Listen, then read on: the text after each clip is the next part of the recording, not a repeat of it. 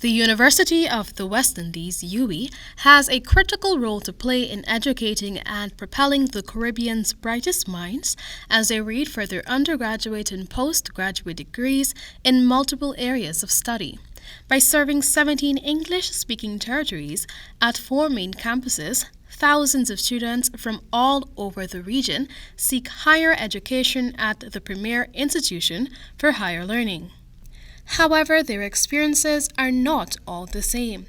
22-year-old Jensen Samaroo, who is also the 2021 valedictorian of the Faculty of Social Sciences, shared that while his tenure at UWI consisted of mostly highs during his stint at the St. Augustine campus, the financial challenges he also endured characterized his lows. He related that his parents, who funded his schooling, fought many silent battles to ensure that his tuition were paid. Samaroo is, however, of the view that with government intervention, this situation could have been different. If, for instance, the government of Guyana contributes to the University of the West Indies, then in terms of tuition costs, you might pay the same amount of money that you would pay for any program at the University of Guyana. That is how significant the impact of government contribution would be.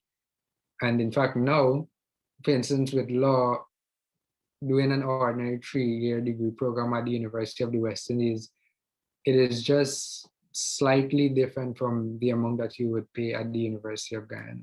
The 2021 valedictorian, who hails from Port Kaituma in Region 1, called on the government to invest financially into the regional institution that has provided high-quality tertiary education for over 73 years, a move which he opined will pay great dividends for Guyana's future generations. What is it that we want to see 20, 30 years from now?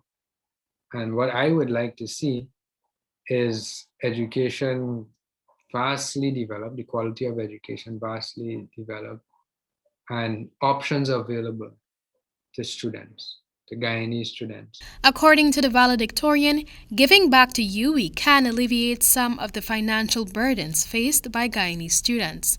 Samaroo claims that based on his research, when compared to other students from countries like Trinidad and Tobago and St. Lucia, Guyanese pay among the highest tuition fees at the institution.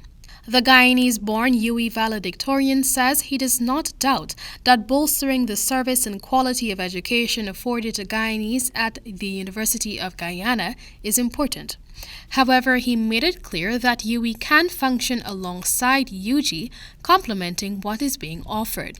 He pointed to best practices in Trinidad and Tobago and Jamaica. For instance, there are some programs that the University of Trinidad and Tobago offers that the University of the West Indies does not offer. So they complement each other, for instance, at that level.